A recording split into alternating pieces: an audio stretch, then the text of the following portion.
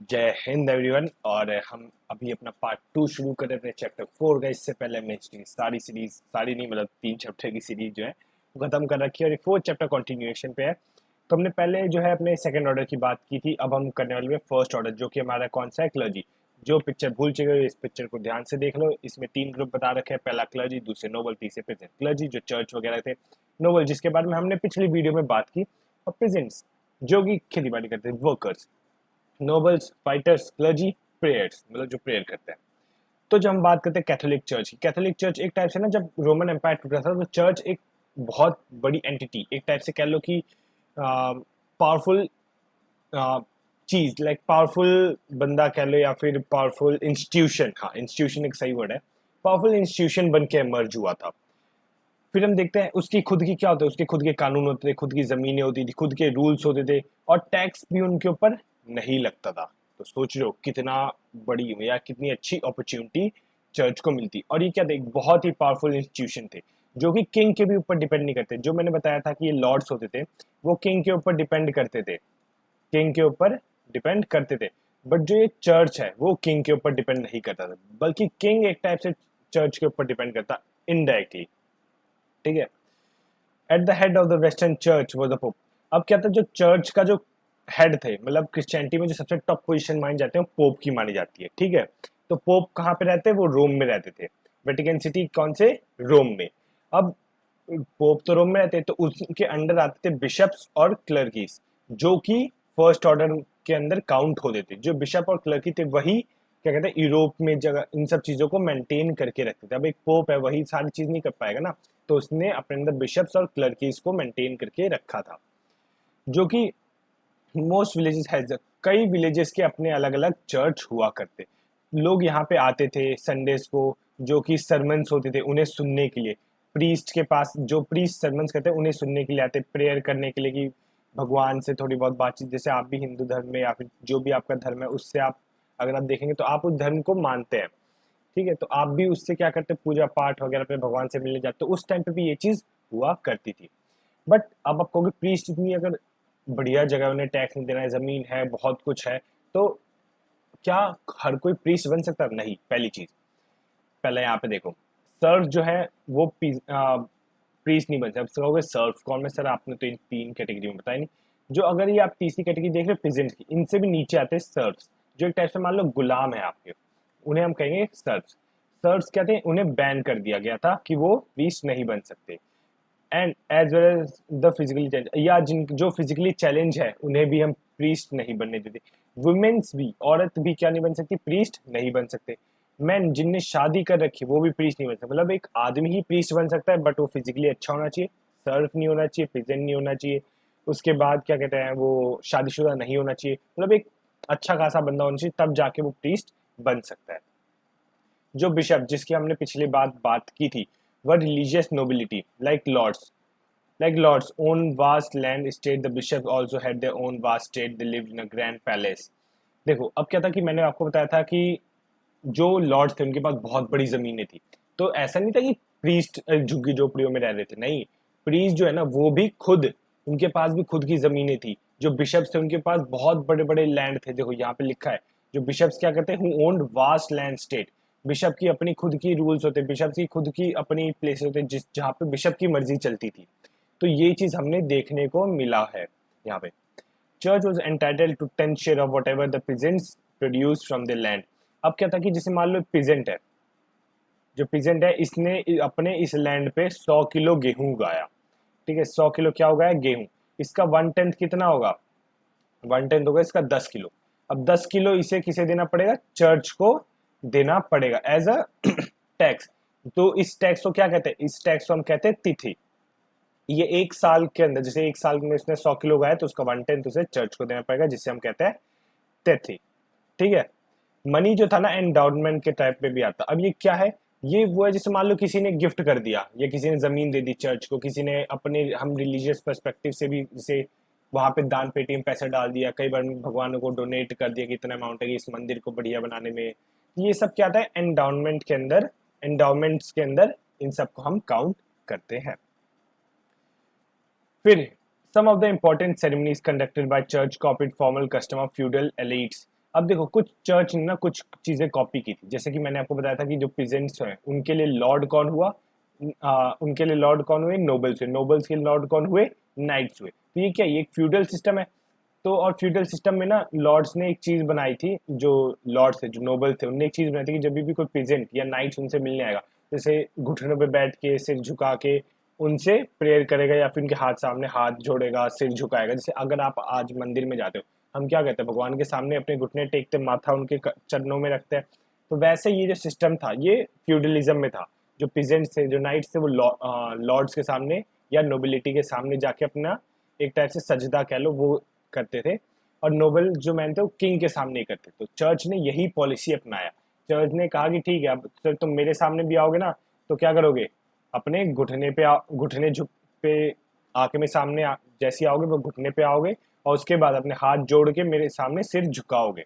ये exact replica है जो नाइट्स कंडक्ट करते किसे वाउस लेते टाइम, किसे लॉर्ड को। यही चीज जो मैंने अभी समझाई, नाइट्स यही चीज लॉर्ड्स के सामने किया करते थे। सिमिलर जो वर्ड यूज होता था ना लॉर्ड, तो ये भगवान के लिए यूज होने लग गया था। Similar the use of the term Lord for God was another example of it. अब लॉर्ड जो था वो नाइट्स नोबलमैन्स को कहते थे, बट ये जो लॉर्ड है वो गॉड के लिए भी यूज होने लग गया, क्योंकि वो ना लॉर्ड का मतलब क्या था, द वन हु ओन, मतलब ब्रेड अर्न करे, जो तुम्हें खाना पीने के लिए दे, जो तुम्हें ब्रेड प्रोवाइड करे, ब्रेड मतलब रोटी चपाती, ठीक है। तो ये जो प्रोवाइड करे उन्हें हम लॉर्ड कहते हैं। तो भगवान के लिए भी ये चीज यूज होने लग गई थी। लिफिडियन शेयर कस्टम एंड सिंबल, वही कस्टम एंड सिंबल्स को शेयर किया गया था। फिर जब हम बात करते हैं मॉन्क्स की, अब आपने बोला सर ये मॉन्क्स कौन है, मॉन्क्स और प्रीस्ट सेम ही नहीं हुए, नहीं। मॉन्क्स वो हो गए, प्रीस्ट कहते हैं एक सेटल्ड लाइफ जीते थे, मॉन्क्स ने कहा नहीं, हमें सेटल्ड लाइफ नहीं चाहिए, हम अपना अलग रहेंगे, आइसोलेटेड लाइफ चाहिए, हमें इस दुनियादारी से उतना मतलब है नहीं। Apart from the church, devout Christianity had another kind of organisation, एक अलग ऑर्गेनाइजेशन थी, जो some deeply religious people choose live isolate. अब इनने क्या कहा था कि हम एक आइसोलेटेड लाइफ जिएंगे, और among who lived among the town and villages they live religious community abbey's of it। ये अपना आइसोलेटेड लाइफ जीते, अपने इस ग्रुप से अलग रह के, मतलब अपनी कम्युनिटी लाइक इस सोशल स्टेटस से अलग रह के जीते थे। अब ये जहाँ रहते थे ना उसे हम कहते हैं एबेज या मोनेस्ट्रीज, जो दोनों एक ही चीज है, याद रखना, ठीक है। एबेज एंड मोनेस्ट्रीज इन्हें कहते हैं। ये एक ह्यूमन हैबिटेशन से बहुत दूर होते थे, मतलब जैसे मान लो ये कॉलोनी है, यहाँ पे सारे लोग रह रहे हैं, तो मोनेस्ट्रीज और एबेज थोड़ा दूर, अप्रोक्सीमेटली अप्रोक्सीमेटली क्या ही बताऊँ, किलोमीटर का कुछ पता नहीं, मतलब ह्यूमन हैबिटेशन से दूर रहते थे और अपने रिलीजियस अपने भगवानों को ये प्रे किया करते थे। अब यहाँ पे ना दो मोनेस्ट्रीज की बात की, एक सेंट बेनेडिक्ट की जो इटली में थे 1529 में, और क्लेनी ऑफ बरगंडी जो कि 910 में देखे थे। यहाँ पे आपको अभी इमेज दिख रही है, ये किसकी इमेज है, ये सेंट बेनेडिक्टी की इमेज है, जो कि इंग्लैंड, सेंट बेनेडिक्ट एबे इन इंग्लैंड की। यहाँ ये क्या है, ये एक टाइप से मोनेस्ट्री है, ये एक टाइप से एबे है, जो हम आपको ये पिक्चर में आप देख रहे हो, ये क्या है, एबे है, ये मोनेस्ट्रीज है। यहाँ तक बात समझ आ गई है, चलो आगे चलते हैं।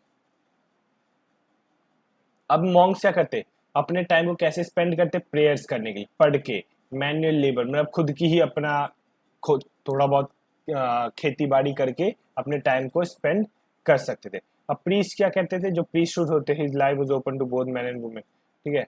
अब प्रीस्ट, मैंने आपको जैसे बताया, प्रीस्ट कौन लोग नहीं बन सकते, जो फिजिकली चैलेंज है, जो सर्फ है, जो विमेन है, आदमी जो शादीशुदा है, ये प्रीस्ट नहीं बन सकते। बट मॉन्क्स जो थे, मॉन्क्स का रास्ता मैन के लिए भी और फीमेल के लिए, दोनों के लिए खुला हुआ था, कि मतलब फीमेल भी बन सकती थी और मेन भी बन सकते थे, मतलब इस रिलीजियस पर्सपेक्टिव को फॉलो कर सकते हैं। मेंस को क्या मॉन्क कहा जाता था, और वुमेन्स को नन कहा जाता था इस जगह पे। जब हम बात करें except in a few cases all abbeys were single sex community. अब क्या होता था कि जैसे जो एबे है, एक ये एबे है, एक ये एबे है, यहाँ पे सारे मेल रहेंगे, यहाँ पे सारी फीमेल रहेंगी। बट कुछ जगह पे हम देखते हैं कि जहाँ पे मेल और फीमेल दोनों रहा करती थी। There were separate abbeys for men and women, भाई like priest monk nuns did not marry, और ये क्या कहते हैं, शादी भी नहीं किया करते थे। बात समझ आ गई। Small communities of 10 to 20 men, women monasteries give community often a several hundred large building estates, attended school, colleges, hospital। इसलिए बता रखा है कि छोटी से छोटी मोनेस्ट्रीज में 10 से 12 आदमी औरत हुआ करते, बट कई बार मोनेस्ट्रीज बहुत बड़ी हो जाती जिसके अंदर 100 से ज्यादा लोग रहा करते थे। इनके आसपास में क्या होंगे, स्कूल्स और कॉलेजेस और हॉस्पिटल्स हमें आसपास में देखने को मिलती है। और they contributed in development of arts, ये आर्ट्स के भी डेवलपमेंट में मदद, आर्ट्स मतलब ड्राइंग वगैरह, इन सब की डेवलपमेंट में मदद करते हैं। यहाँ पे एक टर्म यूज किया गया है, एबेज हिल्डेगर्ड। ये कौन था, ये गिफ्टेड म्यूजिशियन था। जैसे चर्च में जो प्रेयर वगैरह होती है, सिंगिंग वगैरह होती है, उन्हें डेवलप करने के लिए एबेज हिंडबर्ग ने क्या किया था, एक अपने बहुत वर्क किया था इसके ऊपर। देखो यहाँ लिखा है ना, much to develop the practice of community singing of prayers in church. उसने चर्च की प्रेयर्स को डेवलप करने में मदद की थी। From the 13th century some groups of monks called friaries, FRIARS, ठीक है, फ्रियरीज। उनने कहा choose to base monastery but to move from place. ये ग्रुप मॉन्क्स के अंदर से इमर्ज हो गया है कि यार देखो हम अलग रह रहे हैं अपने नेचुरल ह्यूमन हैबिटेशन से, अच्छी बात है, बट हमें अब एक जगह पे भी नहीं रहना, हमें लाइक ह्यूमन हैबिटेशन से दूर है, बट हमें कंटिन्यू मूव पे रहना है। जैसे अगर आप जानते हो शिरडी वाले बाबा को, तो क्या कहते हैं, कॉन्टिन्यूस मूव पे रहते हैं, एक जगह से दूसरी जगह, एक दूसरी जगह से दूसरी जगह, लोगों को एजुकेट करना, पढ़ाना, बताना, ये सब काम किसका था, फ्रेडीज का था। और फ्रेडीज कहते हैं कि हमें मोनेस्ट्री की जरूरत नहीं, हम एक जगह से दूसरी जगह रहेंगे, अपना गुजारा जो है कर लेंगे, ठीक है, और लिविंग ऑन चैरिटी से, चैरिटी मांग के हम अपना जी लेंगे। ये पिक्चर तो मैंने आपको बता ही दी है। फिर जब हम बात करते हैं ये इस ब्लू वाले बॉक्स की, बेनेडिक्ट जो मोनेस्ट्री थी उसके अंदर 73 चैप्टर्स थे, तो हम सारे तो पढ़ नहीं सकते, बट कुछ हम थोड़े बहुत पढ़ेंगे कि मॉन्क्स को क्या करना चाहिए था, क्या नहीं करना चाहिए था। जब हम चैप्टर 6 की समरी में देखते हैं, उसमें बोलते हैं कि जो मॉन्क्स को परमिशन नहीं दी जाती स्पीक करेंगे, मतलब फालतू की बकबक नहीं, काम की है, बहुत जरूरी बात है तो बोल लो, फालतू की यहाँ पे बहस करने की या कोई भी बोलने की जरूरत नहीं है। ये चैप्टर 6 में बताया। चैप्टर 7 में बताया कि ह्यूमिलिटी मीन्स ओबीडियंस, मतलब जो भी काम दिया जाए चुपचाप अपना कर लो, कोई बहसबाजी करने की जरूरत नहीं कि मैं ये काम नहीं करूंगा, इसे दो, इसे पकड़ाओ, ठीक है। चैप्टर 33 में बोला है no monk should own private property, कोई भी मॉन्क की अपनी खुद की प्रॉपर्टी नहीं होनी चाहिए। 47 में बोला idleness the enemy of soul, मतलब कि खाली दिमाग शैतान का घर। अगर तुम खाली लग रहा है कि तुम्हारे पास कुछ खाली वक्त है, तो कुछ ना कुछ करते रहो। अगर आप जानते हो कि लाइक आप घर में बैठे हो, आप ऐसे रात को सो रहे हो, आप कुछ ओवर थिंकिंग आप करने लग जाते हो, तो उस ओवर थिंकिंग से बचने के लिए ही मॉन्क्स को बोला गया है कि आपको जो भी मिल रहा है, आपको जो भी काम मिल रहा है वो करते रहो, ऐसे खाली मत बैठो। फिर 48 में बोला मोनेस्ट्री शुड बी लेज इन सच कि मोनेस्ट्रीज को ना इस तरीके से बनानी चाहिए जहाँ पे उसे पानी, मिल, गार्डन, वर्कशॉप इन्हीं के अंदर हमें मिल जाए, कि किसी को बाहर भागने की जरूरत ना पड़े। बट ये 13th सेंचुरी की बात है जो मैंने पहले बताई। बट अब जैसी जैसे 14th सेंचुरी आता है, लोग क्या करते हैं, क्वेश्चन करने लग जाते हैं कि मोनेस्ट्रिज्म के ऊपर, इन सब चीजों के ऊपर क्वेश्चन किया जाता है। अब यहाँ पे हम एक चीज देखते हैं ना कि जो लोग के पास, जो फार्मर्स है, जो पिजेंट्स है, जो सर्व्स है, जो उनके पास खाने वाने को कुछ नहीं है, बट वो देखते मोनेस्ट्रीज अच्छा खासा चल रही है, उनके पास खाने को है, पीने को, रहने को, अच्छी लाइफ जी रहे, तो वो क्या करते हैं, अपने काम धंधा छोड़कर मोनेस्ट्रीज में जुड़ने के लिए शुरू हो जाते हैं। तो एक टाइप से क्वेश्चन उठने लग जाता है कि मोनेस्ट्रीज का असली पर्पस है क्या, ठीक है। इंग्लैंड में एक जो बंदा था जिसका नाम क्या था, चौसर, उसने एक कैंटरबरी टेल्स लिखी थी, ठीक है। कैंटरबरी टेल्स में उसने क्या किया था, एक मतलब नन्स का, मॉन्क का और फ्रेडीज का मजाक बनाया था, ठीक है। कॉमिक पोर्ट्रेट किया था कि नन्स, जो ये नन्स है, मॉन्क्स है, फ्रेडीज है, इनके बारे में बताया गया था। हो ज्यादा तेज बोल गया क्या, चलो कोई नहीं। जब हम बात करें चर्च की और सोसाइटी की, यहाँ पे कुछ चेंजेस आने शुरू होते हैं, थोड़ा थोड़ा रिलीजियस में, इन सब चीज़ों में चेंजेस आने लग जाते हैं। जैसे जैसे यूरोपियन जो थे वो क्रिश्चियनिटी को अडॉप्ट करे थे, धीरे धीरे करके जो लोग थे क्रिश्चियनिटी को अडॉप्ट करे थे, तो कुछ कुछ उनके बिहेवियर में, कुछ बिलीव्स में, कुछ ट्रेडिशन में चेंजेस हमें देखने को मिलते हैं। जैसे कि क्रिसमस और ईस्टर्स को एक इम्पॉर्टेंट त्यौहार मानने लग गए थे 4th सेंचुरी में। जो क्राइस्ट थे, जो कि क्राइस्ट बर्थ, क्रिसमस को क्या कहते हैं, क्राइस्ट का बर्थ कब हुआ था, 25 दिसंबर को मानते हैं। उसे एक पुराना, एक ओल्ड प्री रोमन फेस्टिवल था, उससे रिप्लेस करके अब क्या किया, क्रिश्चियनिटी में डेट फिक्स होने लगी थी। पहले तो डेट फिक्स नहीं होती थी, तो क्रिश्चियनिटी कैलेंडर के हिसाब से जो रोमन का जो बर्थ था वो 25 दिसंबर को हमने मानना शुरू कर दिया था। पहले क्या था, सोलर कैलेंडर के हिसाब से हम देखा करते थे। फिर एक नया टर्म आया ईस्टर। ईस्टर क्या था, mark the crucifixion of Christ and the rising from the dead. Easter क्या है क्या होता कि जो जीसस क्राइस्ट थे ना, जीसस क्राइस्ट जो थे उनकी डेथ हो गई थी, और डेथ के बाद मतलब 3 दिन के बाद जो थे जीसस क्राइस्ट वापस उनका क्या हुआ, जन्म हुआ। ठीक है, इस चीज को हम एस्टर से डिनोट करते हैं। यहाँ तक बात समझ आ गई। इसे भी हमने एज अ इम्पॉर्टेंट डेट मानी गई थी एज इन यूरोपियन कंट्रीज में, क्योंकि क्रिश्चियनिटी को अडॉप्ट करे थे। But its date was not fixed because it replace an old festival celebrated upcoming spring. अब ये कब मनाया जाता है, ये जब स्प्रिंग में मनाया जाता था, जैसी लॉन्ग विंटर के बाद जब स्प्रिंग आती थी ना, उस टाइम पे इस ईस्टर को मनाया जाता था। यहाँ तक बात समझ आ गई। Traditional day people each. अब इस टाइम पे क्या होता है, जो लोग जो थे ना, वो क्या कहते हैं, अपने गांव की जमीनों को बाहर घूमने के लिए जाया करते थे, क्योंकि देखने के लिए कि आसपास हो क्या रहा है, ये सब चीजें हो क्या रही है, लाइक कैसा एनवायरनमेंट है, सही है कि नहीं है। तो ये सब चीजें लोग देखने जाते हैं। अगर जैसे आज भी आप देखो कुछ त्योहार होते हैं, होली, दिवाली, कोई सा भी त्योहार, हम क्या करते हैं, अपने घरों से बाहर जाते हैं, अपनी सोसाइटीज में घूमते हैं, अपनी कॉलोनीज में घूमते हैं, इधर उधर लोगों से मिलने जाते हैं। तो वही चीज यहाँ पे भी होती हुई हमें देखने को मिलती है। With coming of the Christianity, they continue to do this, but they called the village the Parisa area where the supervision of the priest overlooked the peasant welcomed holiday because of they were expected to work on them. अब इस दिन को क्या होता है, इसे ना holiday या फिर अब धीरे करके उसे हॉलीडे हॉलीडे करने लगे थे। तो लोग अब क्या होता कि इस दिन लोग छुट्टियां मना रहे थे कि चलो अब ईस्टर आ गया छुट्टी होगी, क्रिसमस आ गया छुट्टी होगी। छुट्टी तो सबको पसंद है, बट इस टाइम पे लोग इन छुट्टियों का क्या करते, आराम से अपना घूमने जाएंगे, प्रेयर करेंगे, इधर उधर अच्छे अपने फैमिली इन सब के साथ टाइम स्पेंड किया करते थे।